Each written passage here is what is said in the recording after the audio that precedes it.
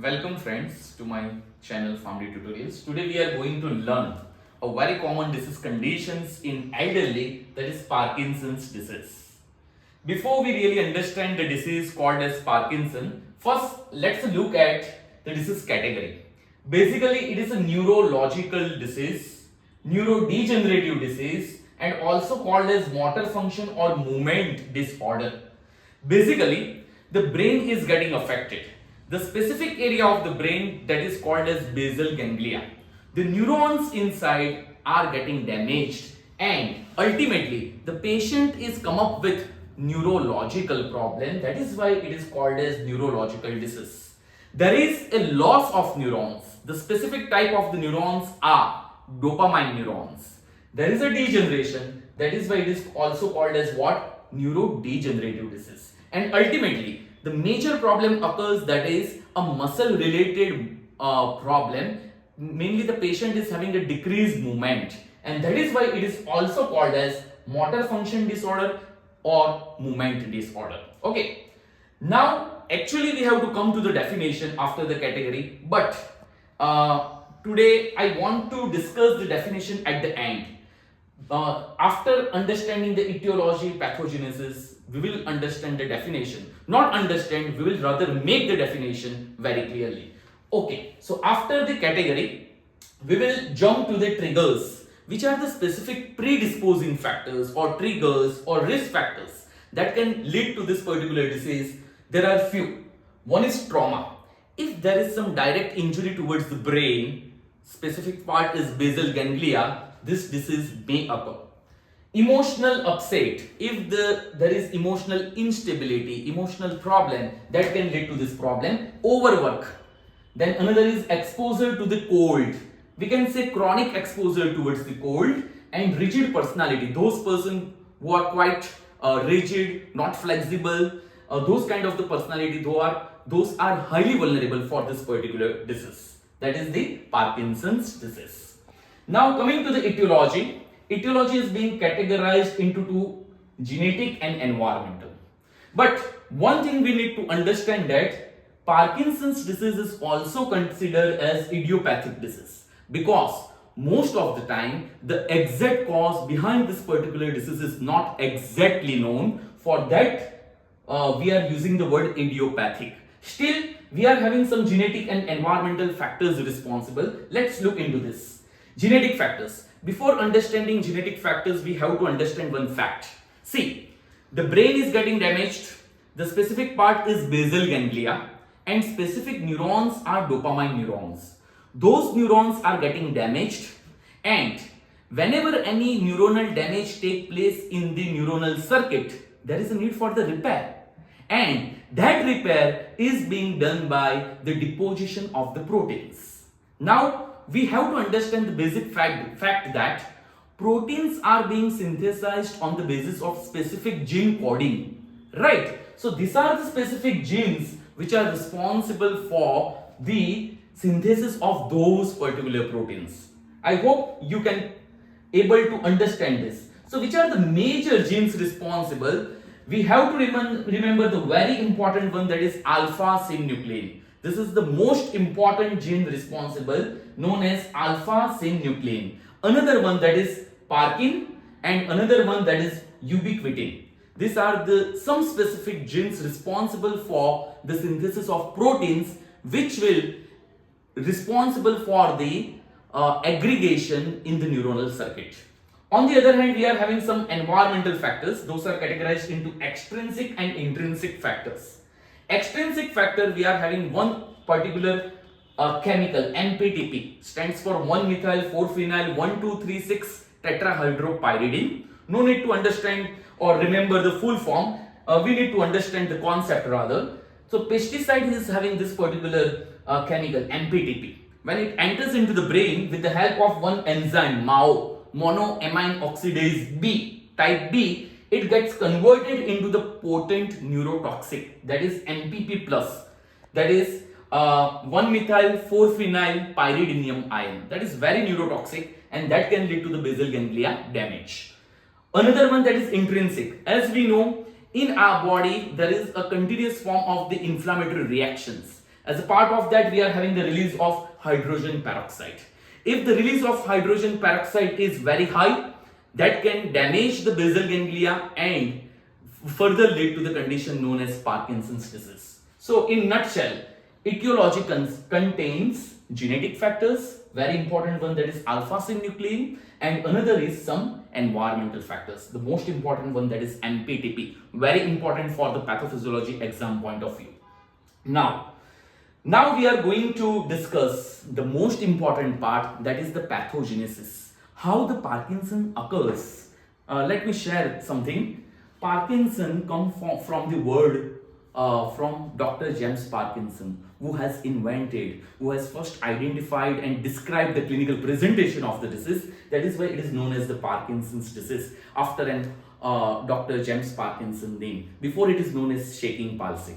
Now let us understand the exact pathogenesis of the Parkinson's disease. Okay, before understanding that, let us revise which are the specific area of the brain involved. The specific area, once again, basal ganglia. You should not forget this, basal ganglia. But basal ganglia are having many different regions. One of the important region, that is substantia nigra. Yes, substantia nigra.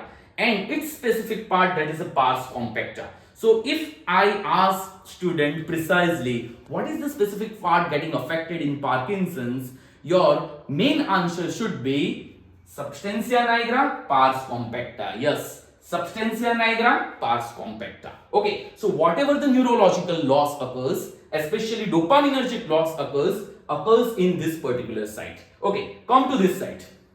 Now, what happens? We will go in sequence. There is first neurological damage. Neurological damage. You can also make the word use of the word, that is neurological degeneration. The major neurons occur, that is a dopamine neuron, and ultimately there is a neuronal loss of the dopamine. You can also say it as dopaminergic loss, of course in the basal ganglia region. What happens? When there is some loss occurs, there is a need of what? Repair.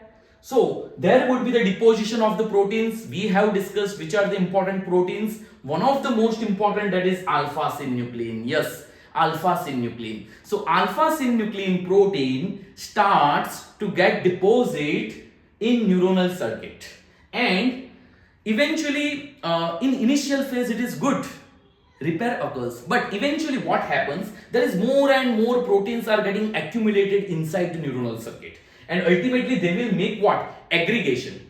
They will make a lump, and we have to understand that for the smooth conduction of the neuronal signals, the pathway should also be smooth. But what happens now? There is aggregation of the alpha-synuclein. That is why the pathway is highly getting hindered, obstructed, and that will lead to what? The problem. And most important pathological feature is here, that is Levy bodies. This kind of the aggregation of the proteins is collectively known as Levy bodies. So due to the Levy bodies, the disruption of the neuronal signal takes place. Okay, so whenever you are writing pathophysiology, you have to start from here. Neurological degeneration, neuronal loss of the dopamine, deposition of the alpha-synuclein, then aggregation, rather we can say over-aggregation, and that will ultimately lead to the formation of Levy bodies. So I hope up to this you are completely clear with the concept. Now we come to the actual pathophysiology of the Parkinson's disease. For that, we have to understand some basics, right? So you know that it occurs in the basal ganglia. Now, just to understand the basal ganglia and concept, I have here drawn the different parts. Let's understand this. This big part, that is known as corpus striatum. Basically, it is being composed of different regions. On the top, you will find caudate nucleus. Here you will find globus pallidus, and here you are having the another regions. But collectively, the part is known as what? Corpus striatum. Just below to that, you are having the very important part. You can see here, it is being focused. Substantia nigra pars compacta. Once again, substantia nigra pars compacta. Apart from that, in the basal ganglia, we are having this particular two region. Can you see here? one is thalamus, and below we are having subthalamus. Okay, so just be clear with all parts. Corpus striatum, substantia nigra, pars compacta, thalamus and subthalamus. Okay, now come to the next concept.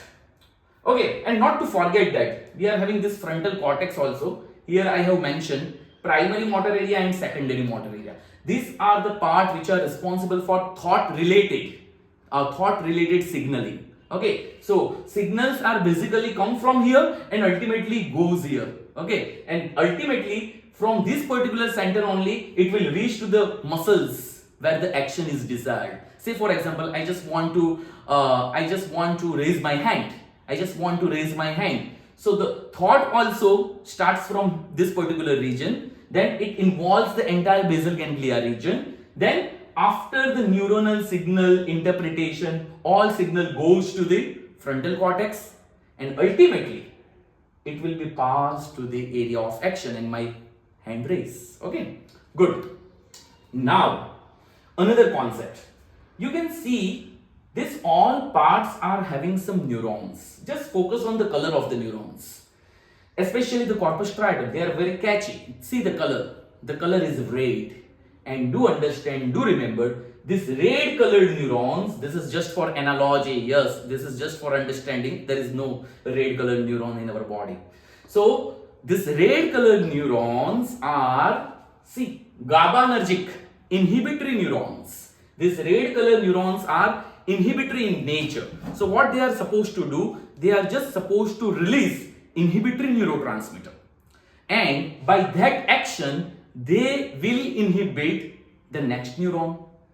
Their action is inhibitory. So when they are releasing their inhibitory neurotransmitter, suppose you can focus here, if this neuron is releasing inhibitory neurotransmitter, the next neuron is supposed to get inhibited. That is one very basic concept. Opposite to that, you can see the blue colored neurons. Yes, so just opposite to that, they are excitatory in nature. One of the common examples of the neurotransmitters excitatory, that is aspartate. So those are supposed to excite the next neuron.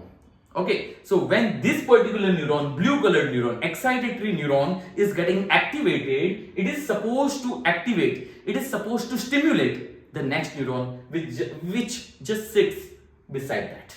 Am I clear with that? So this is the very fundamental concept to understand the neuronal circuit. Okay, our focus should be here also. The two neurons which are located in the corpus striatum. See, this entire circuit is highly dependent on one particular neurotransmitter, that is dopamine. And for the dopamine to work, we should have the specific receptors. So here we are having one receptor, it is mentioned here, it is being focused here. D1 receptor, dopamine 1 receptor. Here we are having D2 receptor, that is dopamine 2 receptor. Now D1 receptor is coupled with GS protein. GS, S stands for what? Stimulatory. S stands for stimulatory. So understand, whenever dopamine comes from the substantia nigra pars compacta, it is coming like this and it attaches with the D1 receptor. Yes, it attaches with the D1 receptor, and as it attaches with the D1 receptor, GS is getting activated because D1 is coupled with the GS. Okay, G stimulatory protein. Okay, D1 is husband and GS is wife. Okay, so ultimate decision is of wife. So when the dopamine attaches on D1, GS is getting activated and decision making role is of GS, G stimulatory protein. And due to activation of GS, this entire protein is getting stimulated. Okay. On the opposite, if dopamine comes here, it attaches with the D2 receptor, and D2 is attached with what? Coupled with GI, G inhibitory. So the decision making role is of what? G inhibitory protein, and when the G inhibitory protein is getting activated, what happens? There would be the inhibition of the entire neuron. So this is another very important concept to be understood. Okay, so after understanding this particular concept, we can start the pathways of Parkinson's disease. Now, let me clarify the route. Okay, there are two pathways, direct and indirect. Yes, direct and indirect. Both starts from here, substantia nigra pars compacta. Let's first look on to the location of the direct pathway, the routing of the direct pathway. Dopamine comes from here. It directly goes to this particular neuron of the corpus striatum. Then there is a straight pathway, see. Then dopamine reaches to the next neuron of the corpus striatum, and ultimately it reaches to what? Thalamus. And then it goes to the frontal cortex region and then towards the muscle. Okay, let me clarify. 1, 2, 3, 4, 5 and then to the muscles. Now, indirect pathway. There is little indirect kind of the pathway. Most of the things are quite similar. Indirect pathway once again starts from here, substantia nigra pars compacta, reaches to the first neuron of the corpus striatum, then this neuron, neighbor neuron of the corpus striatum, then twist here. It is not going to the thalamus, but it is having some another way, that is towards the subthalamus. That is towards the subthalamus. From the subthalamus, it reaches to the one of the neurons of the corpus striatum. Then the pathway is same, thalamus, frontal cortex and towards the muscles. Okay, so we have to understand the exact routing of both the pathways. Now what happened? Once again, when Parkinson's occur in the basal ganglia, the main part affected, that is which? Substantia nigra pars compacta. Yes, substantia nigra pars compacta. And dopamine is getting depleted. Yes, which is getting depleted? Dopamine.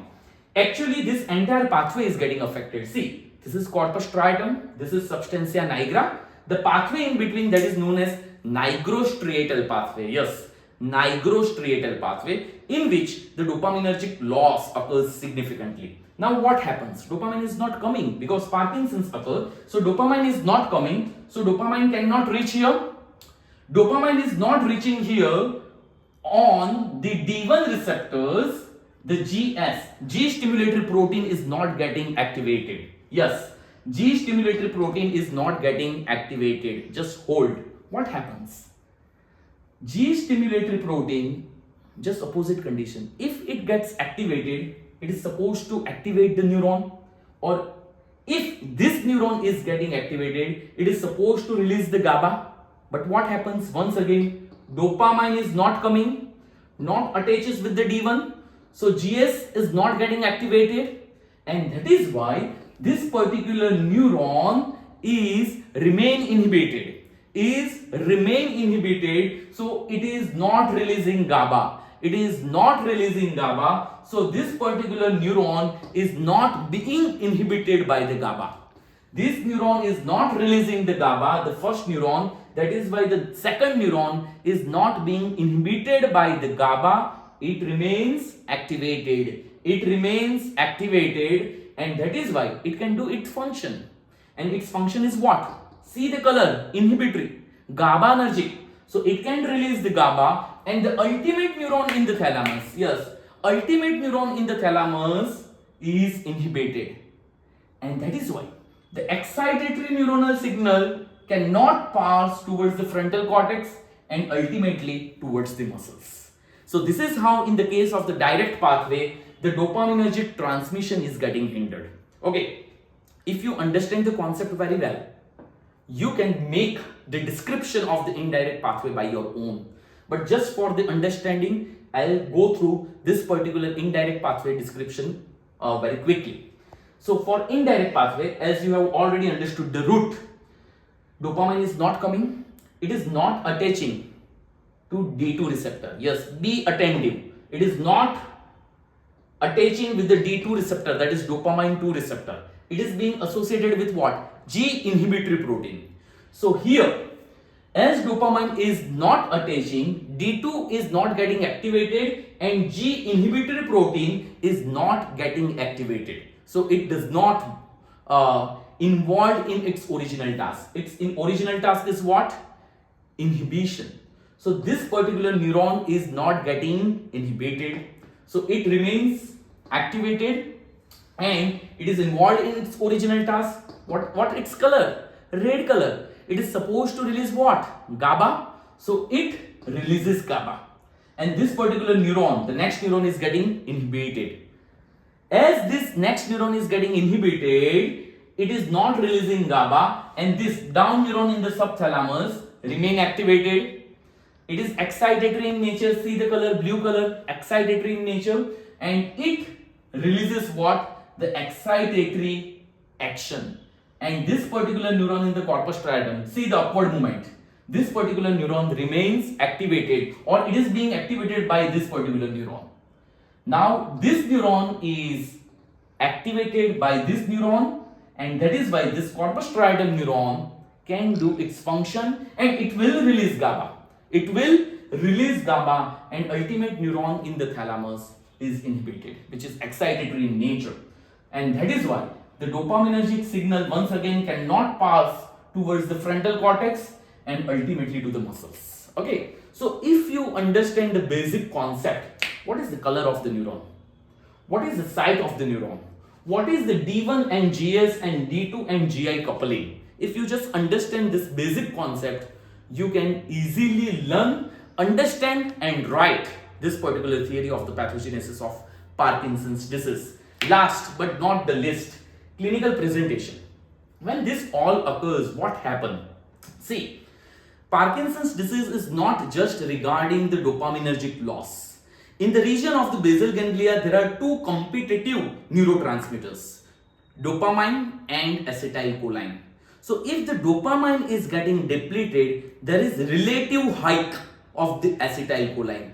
So the patient is not having only dopaminergic signs and symptoms, but cholinergic hyperactivity also. And some of the cholinergic signs and symptoms are also highlighted. See, excessive salivary secretion, tremor and others. Okay, so on the basis of that, on the basis of this particular concept, you have to understand the clinical presentation. You can also see it as signs and symptoms of this particular disease. How we can remember? Parkinson's disease is also known as Parkinsonism. Yes, once again, what? Parkinsonism. So just write down the spelling of the Parkinsonism. Just write down the spelling. You will very easily understand all the symptoms. Okay, just have a pen and notebook with you. Have you taken pen and notebook? Yeah, and just write with me. Okay, you can easily understand and learn. First, what is the alphabet? P. P is what? Pill rolling tremor. Yes, it is like that. The patient is forming a pill. So pill rolling tremor, which is very characteristic. A for what? Akathisia. Patient is having inability to sit still. Patient cannot sit properly. Akathisia. R is for rigidity. R is for muscle rigidity. K is for kinesia. There are two kinds of kinesia. Bradykinesia, slow movement. Akinesia, diminished movement. Bradykinesia, slow movement. Akinesia, diminished movement. I is for involuntary tremor. I is for involuntary tremors. N, nervous depression. S, siluria, excessive salivary secretion. Excessive salivary secretion. O, oculogyric crisis. The eyeballs are fixed held for a variable length of the time. Okay, no eyeball movement you can see. And no arm swinging with the rhythm of the legs. It is very natural, na? If a person is walking, there is some rhythm between the arms and legs, but that rhythm is not maintained. I is for, once again, involuntary tremors, and even some of the patients are having insomnia, and some of the patients are having inability to sit still. Okay, and unstable posture also. S is for seborrhea, excessive sebous secretion. It is a cholinergic sign. And M is for masked facial expression. There is no specific facial expression, masking of the facial expression. You can also put the micrographia. The handwriting of this particular patient is very, very small and ambiguous. Okay, so that is very characteristic sign of this particular disease. Remember Parkinsonism. Now, last but not the least, I hope you must remember definition. Yeah. So if you understand all this, there is no need to mug up the definition. you have to create the definition. What is the definition? It is here. Parkinson's disease is neurodegenerative. You can also write neurological, no issue. Neurodegenerative and motor function movement disorder, which is mostly idiopathic in nature. And the hallmark features of the Parkinson's disease, I just let you know, that is tremors, rigidity, bradykinesia and akinesia. Tremors, rigidity, bradykinesia and akinesia. Okay, so if you compile all those things, you can write the definition well. I hope you are clear with this particular concept of the Parkinson's disease. See you next time with some another disease condition. Thank you so much.